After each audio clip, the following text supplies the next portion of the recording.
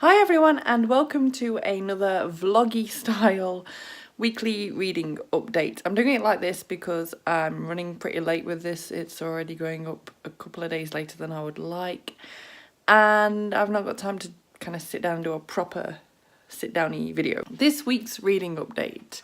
First of all, I finished reading Legendary by Stephanie Garber.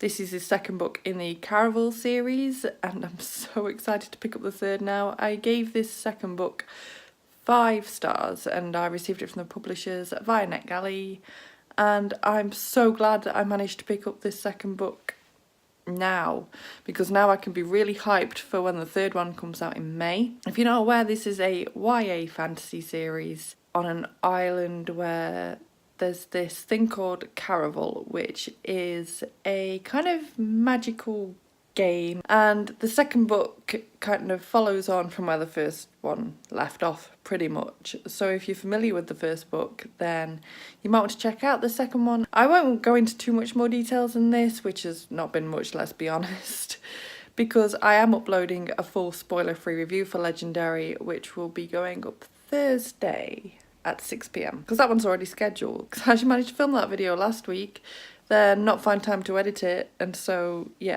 that'll be up Thursday. The second book I've managed to finish this week is The Darkness, which is the first book in the, let me check what it's called, Hidden Iceland series by Ragnar Jónasson, or something along those lines.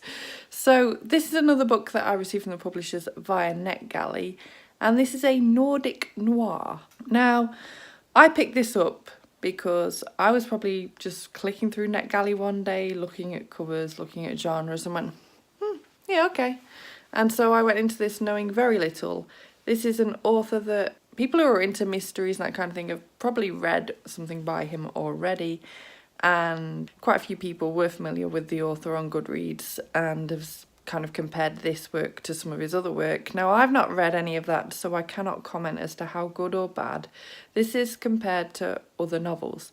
And indeed, this has got such mixed Marmite reviews.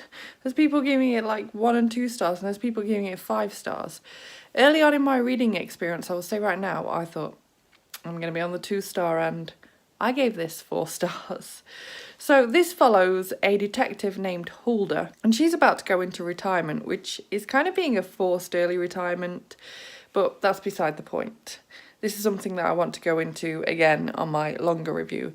But basically, she has been told that to keep herself busy until she does retire, to just look into some cold cases and see what she feels like.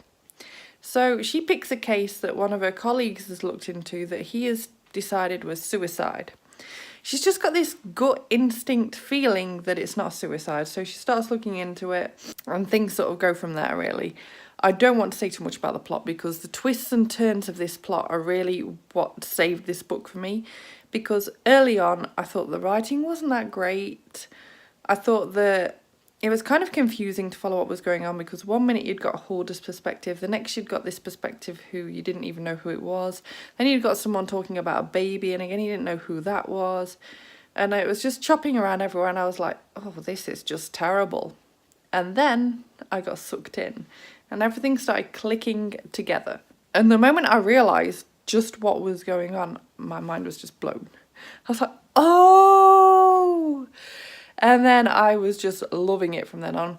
If I'd had the time, because obviously I'm really busy right now, but if I'd had the time, this is the sort of book that I could have read in one sitting, easy peasy. It flows reasonably well once you click what is going on.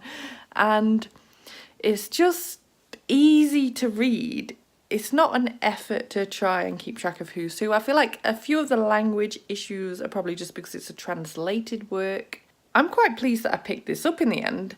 It's not every day that I read a book by an Icelandic author, or a book that's set in Iceland even, so I'm broadening my horizons by picking this up. And if you think you might be even slightly interested in a twisty, turny, dark, it's so dark, read that shouldn't take too long, then this might be worth you picking up.